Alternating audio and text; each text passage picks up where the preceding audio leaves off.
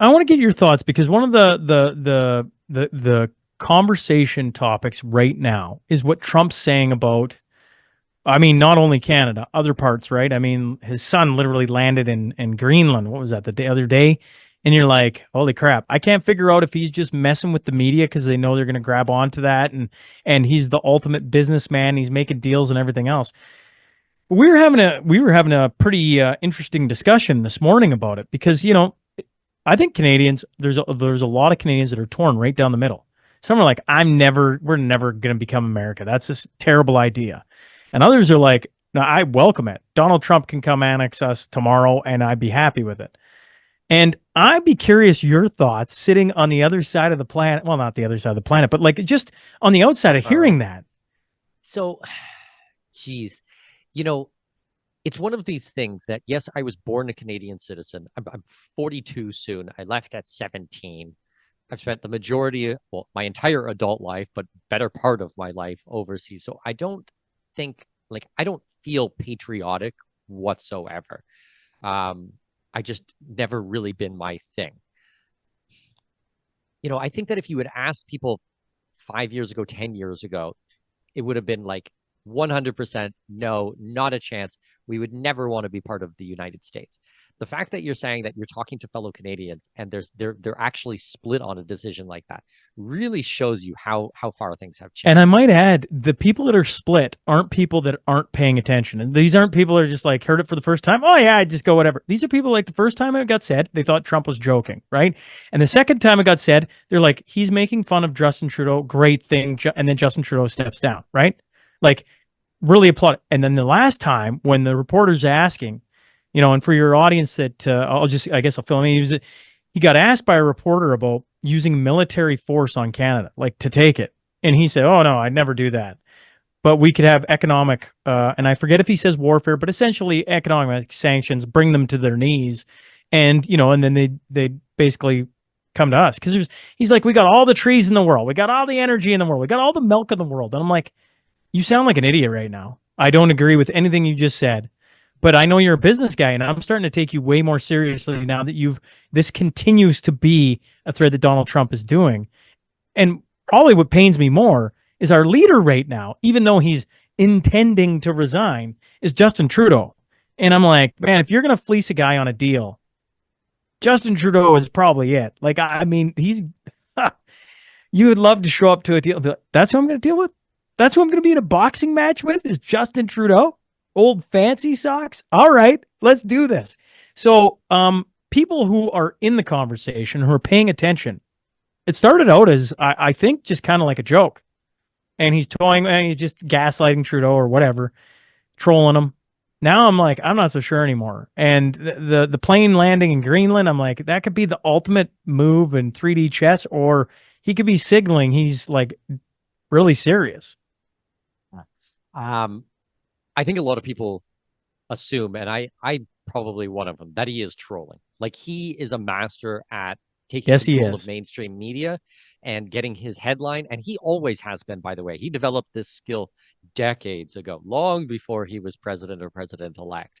Like if you look at old documentary footage of him and him talking to mainstream media, about real estate projects and things from the 80s, like 80s and 90s, it's wild. Like he is so good at it.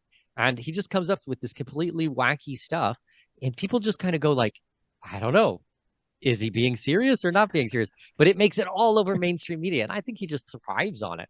I also watched a really funny meme the other day, and it was talking about, yeah, how Canada, the United States, and Mexico could come together and form one country. Canada, United States, Mexico, CUM. So come to the new country, and we'll take over the rest of the world. Come this and come that. And I was like, oh my God, that's so fun. And I was dying. But I digress. Yeah.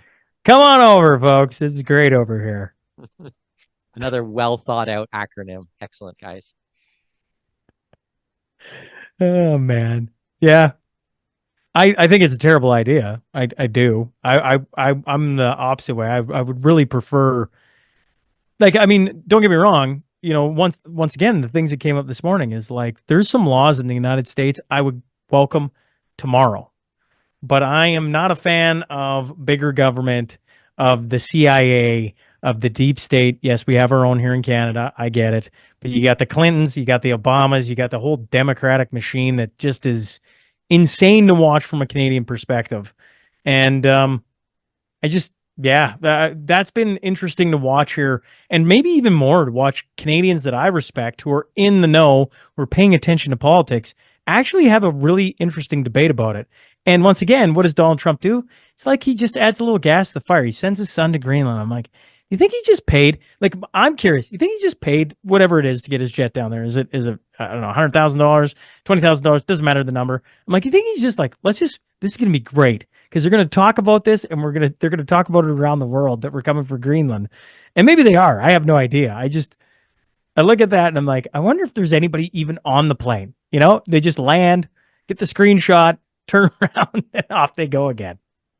I went to Greenland when I was living in the Canadian high Arctic. The Greenlandic Parliament was coming over to Ottawa for meetings. This was back in 2018 or 20, no, no, 2019, 20, no, no, 2009, excuse me, 2009. And they brought them over to Ottawa, and then they stopped in Iqaluit, where I was living at that time.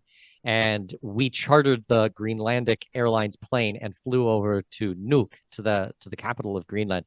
And we arrived, and there was no police or immigration or border agents or anything. So we just kind of like waited around for half an hour and like, all right, never mind.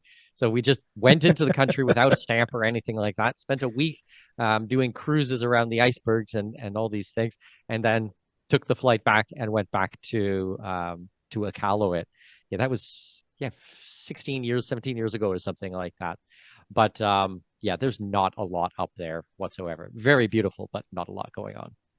I've heard great things about it. You assume it's just the strategic location of what Greenland represents more than anything, right? Like, there's a lot of talk from, all the world powers right now about the North.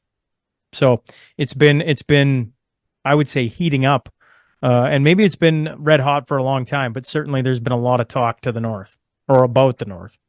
See, my perspective is, as a libertarian, I want small government, like as small as humanly possible. Like, let's go all the way down, forget about the country or the state or the provincial or the municipal. Like, let's go down to the individual. Like, we should have 7 billion different countries on here. Like, everybody should be able to determine, as long as you're not hurting other people, as long as you're not, infringing on other people's rights. I want you to have absolute maximum power and maximum autonomy over your own body and your life. Like, I do a lot of the work with the Free Cities Project and with Tipolis and with these kinds of guys, where we do private cities that are separate. You start studying a lot about the Venetians and different city states throughout history. I lived in Singapore. I lived in lots of other small countries. I live in Panama, which is a full-size country, but with the majority of the people being in Panama City proper. Um, I wouldn't want to see the US double in size and then start adding in Greenland and Mexico and stuff like that. This reminds me of, what was it, Brave New World, where there was basically three governments around the world, and then that was Yes. it, and they all just vilify each other. And like, guys, please, let's not do that.